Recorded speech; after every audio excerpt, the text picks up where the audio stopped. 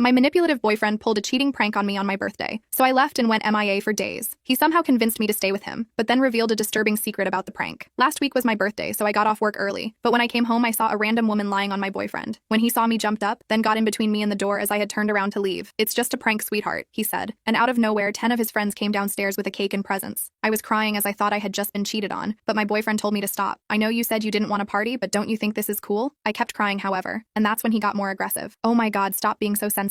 It was just a prank. I put all this effort in so you could have a fun time and you're crying." I immediately pushed him out of the way and walked out, got in my car and drove off. While driving, my phone started to get bombarded by texts, calls, and messages from my boyfriend and our friends. When it got too distracting, I just turned off my phone and went to a hotel that's far enough from my place. By the time I got to my hotel room, I just started sobbing. The next morning, I made sure to tell my team leader first that I would be absent for a few days due to an emergency, and she was kind enough to accept my request. She probably noticed something was off with me because I was sniffling and my voice sounded weak. Right now, I plan on telling my aunt who lives near my area about what happened and asking if I could live with her for a couple of days until I sort out my mind and know what I have to do next. I'm deeply heartbroken because I've told my boyfriend and my friends before how I felt about cheating and how it essentially ruined my family growing up and my young mind back then. My mom cheated on my dad and it broke our family, and I got cheated on by my first boyfriend, and I don't know how to face and respond to them all after all that has happened. Maybe some time away from them will help, I hope. Update 1. I packed my things and prepared to go to my aunt's house, which wasn't that far, but still a bit of a drive nonetheless. When I finally got there, she was incredibly welcoming, and I thanked her for allowing me to stay in her house even just for a while. She gave me a tight hug and told me I was always welcome and that she will be there to help me when I need her to. She eventually led me to the spare bedroom that they have in their house and helped me unpack my stuff. She is honestly such an incredible woman and I love her so much. She's basically the mom I've always wanted. Once I was done unpacking, I was again confronted by the fact that I haven't opened my phone for quite some time now. I've avoided it for so long that I didn't think I could open it again, but I knew I had to. The moment my phone booted up, hundreds upon hundreds of texts, chats, and missed calls popped up on my screen. Even if I was still hesitant, I decided to open my chats and looked at our friend group's group chat first. The chats from the start were all very frantic in nature, with my friends asking about where I was or what happened. But after scrolling down a few more times, the chats turned into them apologizing that the prank happened and that it was not on the plan at all. One of my friends even blamed the girl that was on top of Alex, my BF, and thought she was untrustworthy. Finally, the chats ended up being them hoping they could contact me and wishing I was safe. I guess they knew I just read their chats because as soon as I was done back reading, my friends immediately knew I was online and asked how I was doing and where I was. They also started apologizing again for not being able to stop the prank from happening and that they didn't know that was going to happen and thought the original prank was going to be something else. At this point, I was thoroughly confused because they seemed happy enough to be there during that night, but I knew I had to apologize to them first for ghosting them and asking their side of the story first before speaking about what had happened. Essentially, they were simply planning a surprise birthday party for me with Alex in a group chat that didn't include me. Then, my BF added a few more people into the group chat, saying that they were college friends of his and he wanted them to be a part of the surprise party too, since they also wanted to meet and get to know me better. As a suggestion, one of my boyfriend's college friends pitched the idea of them pranking me. The plan was, my BF is going to be on the couch with a serial unaliver, holding a red knife and fake stabbing my BF while the unaliver was on top of him, and while my boyfriend is redding out everywhere. My BF's college friends thought it would be funny to see my reaction, although my friends were initially skeptical. They reassured them that it would be harmless fun, and that once my BF and the friend who'll be acting as the unaliver got their desired reaction on camera, they can just tell me that it was all a prank, and my friends and my BF's other college friends would come out and surprise me with their gifts and stuff. My friends eventually agreed, so as long as they don't drag out the prank and immediately reveal everything once they captured my reaction on camera. The day of my birthday comes, and everything they've planned seems to be going smoothly, with them waiting for me.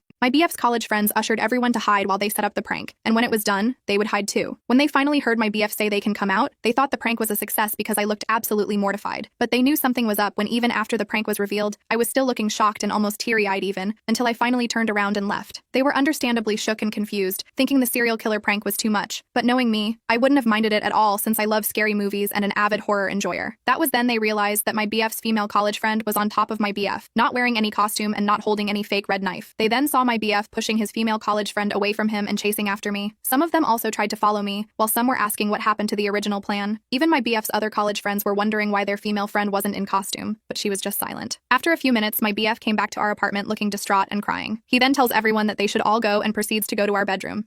They wanted to ask him what happened, but he shut the door before they could. His female college friend then followed him inside, which really weirded them out. But after a while, they hear my BF shouting at her, telling her to F off. She then goes out the door on the verge of tears and leaves the apartment. They said everything happened so fast that they didn't know how to process all that had happened. Not too long after that, though, they realized that I was missing and started calling and texting me, but I didn't respond to any of them. Eventually, I was unreachable. I turned off my phone and decided they should just go home and wait for me to respond. My BF's college friends apologized profusely to what has happened and didn't mean for any of this to happen, but they basically just ignored ignored them. They then followed their retelling of their side with videos that they've recoded that proved their accounts, along with an apology and wishing that I was doing well. After my friends told me what happened on their point of view, I felt really terrible and apologized again for ghosting them and telling them that everything that happened was none of their fault. I told them that I would make it up to them soon, but they reassured me that they accept my apology and are just happy that I'm alive and well. They also pitched to have a late birthday celebration with me this weekend, and my boyfriend and his friends aren't included this time. I of course happily agreed and thanked them for being such great friends, and that I really couldn't thank them enough for being such an awesome bunch of people. The morning of the next day, my aunt knocks on my door and wakes me up, telling me that I have a visitor downstairs. She looked a bit mad, so I can already tell who it was. It was my boyfriend Alex, carrying this beautiful bouquet of flowers and my favorite chocolates with him. Even if he looked amazing, his face was the complete opposite because he looked like he was crying for days. I asked him how he found out about where I was, and told me that once I turned on my phone again, an app on my phone notified him of my whereabouts. I was a bit frustrated that he actually came here to my aunt's house, but nevertheless, he was already there, so might as well just hear him out on what he had to say. He basically reiterated what my friends told me, but he added in some more details that my friends didn't know about. Apparently, his old college friends reconnected with him after he lost touch with them after they graduated. They found his Facebook account through some searching and wanted to ask him about his life after all these years. They were especially happy when he told them that he currently has a boyfriend because they secretly knew he was bisexual, but didn't want to make assumptions or make him feel weird about it. Alex eventually tells them about me, and he mentions that him and our friends are planning a secret birthday surprise for me, and they immediately wanted to be a part of it. After they were added to the group chat, they started suggesting ideas on how to make the surprise much more fun, until their female friend, we'll call her Anna, suggested that they do a prank to surprise me. Alex's college friends were immediately on board because they saw TikToks of it and they thought it was really funny, but my friends were obviously skeptical. So eventually they agreed what the prank is going to be and that the prank wouldn't take too long. Anna volunteered to be the serial unaliver since it was her idea, and they all went and did their parts of the surprise so that everything would be ready when my birthday comes. The day of the surprise party comes, and everyone prepares for my arrival. When Anna and Alex went into their assigned positions for the prank, he wondered why she still wasn't in her costume and that her props was missing, but all she could reply was that she forgot. Alex offers to find the costume and props, but Anna insists that there's no more time and that I was going to arrive soon. Alex at this point was extremely uncomfortable and wanted to get out of their position, but before he could do it, I've already opened the door and saw them. He admits that he messed up, and so he called everyone to come out to save himself from the embarrassment and give context to what I was seeing. When he realized that that didn't work, he got caught up in the emotions of it all, and that's why he spoke to me in such an aggressive and ill-mannered way. When I left, he said he forcefully pushed Anna away to chase after me, but he wasn't able to keep up once I got into my car. It then sunk into him that he messed up big time, and that when I drove away, that's when he remembered my trauma about cheating, which made him cry while returning to our apartment. He tells everyone to leave and retreats to our bedroom, not really knowing what to do. To his shock, Anna comes inside our room unannounced and starts comforting Alex. He repeatedly tells her to leave and that he'll be fine, but what really set him off was Anna asking him, "So, does that mean you're single now?" That's when he realized she did it on purpose. Alex then shouts at her and angrily asks her to leave, which she then complies to after looking like she just embarrassed herself. Alex is in tears at this point, and he tells me that he wishes he just didn't agree with the prank. He's cut off contact with his college friends for now, and is incredibly sorry about what happened. He then starts hugging me really tightly, and says that he loves me so much, and that he's scared of losing me. His words alone also made me cry because even after everything, I still love him deeply, and I do believe everything he said. After a minute or two of us hugging and crying, he lets go of me and tells me that we should back together to our apartment, but that if I still need time and space, he'll gladly give it to me. I gave him a kiss and respond to him with me asking him to help me pack my stuff. Of course, I gave my aunt the warmest of hugs and told her how much I appreciated her for helping me. She was happy things got resolved, but also jokingly threatened my boyfriend that if he did something stupid or hurtful to me again, she'll personally whisk me away to safety and away from him. My boyfriend laughed, but I think he was just hiding his nervousness. Now, I'm back in our apartment, and Alex even offered to throw away the couch that was used for the prank, but I declined since it's a pretty nice couch, and everything that has happened was something no one wanted, aside Anna probably. I've already made amends with my boyfriend, and we've both forgiven each other, and my friends are happy that things worked out in the end. Update 2. So, a few days later, Alex came up to me while sobbing and confessed that he hadn't told me the complete truth about Anna. Apparently, him and Anna were a couple back then. She was his first girlfriend, and he did a lot of his firsts with her. Once they graduated, Anna broke things off with him because she can't handle long-distance relationships and didn't want to be tied down yet. Anna breaking up with him caused him to go into a spiral and develop severe depression. It took a lot of work for him to get out of that hole and be a functioning human adult again, but things apparently didn't completely change for the better for him until he met me. As I quote, I was the light at the end of the tunnel that he desperately wanted to get out of. But I guess ghosts from the past have their way of coming back to haunt you. A few weeks before my birthday, Alex's college friends found his Facebook and contacted him to reconnect. Things went well for them until he was added into their group chat that had Anna in it as well. As what he said, it definitely reignited some old feelings that he had, and it also didn't help that Anna was acting like nothing bad happened between the two of them. They agreed to meet to catch up. One thing led to another, until that one thing ended up being them having intimacy every day, up until the birthday surprise lol. It only really hit him how much he messed up and realized that he was doing something incredibly crappy when he saw my devastated face after seeing Anna on top of him for the prank that they supposedly planned for me. According to him, he was trying to bring back those strong feelings and emotions that he once felt back when he was with Anna, but seeing me look ruined and distraught made him realize that what he had with me was incomparable to what him and Anna had, so I guess that's what led him to confess and be all remorseful. Of course, I had to hear him apologize and cry in front of me, and I did cry too, but I couldn't bear being around him anymore after hearing all of that. I then calmly told him that I accept his apology, but that I didn't want to be with him anymore, and that I'd be leaving the apartment and sort things out once we're both in clearer states of mind. He didn't like that one bit and started sobbing like crazy and even went as far as hugging me incredibly tight, just so that I wouldn't go. It was a struggle, but I eventually got out of his clutches by pushing him away hard enough. I ran as fast as I could to get to my car and immediately headed to my aunt's house. When I got there, I just sobbed into my aunt's arms and felt incredibly weak. She probably understood why I was crying that much without asking me why, so she started consoling me until I was too tired to cry and slept. Yesterday, I got a call from a friend of Alex that he's in the hospital after being found unresponsive. I didn't want to go because I'm obviously still hurt about everything, but Alex doesn't have any family anywhere near him, and I'm the only one who knows about his medical history and details, and technically his closest family, so I had to. Right now, I'm outside his hospital room, waiting for his doctors to give me an update or tell me anything or something that I should do. He also hasn't woken up yet, so I'm bracing myself for when he does. Truthfully, I do still love him very much, but what he did just made it clear for me that we're not meant to be together. I don't know what I'll do moving forward after all of this, but I'll just let the universe take the wheel for me at this point. I just wish things didn't end up this way.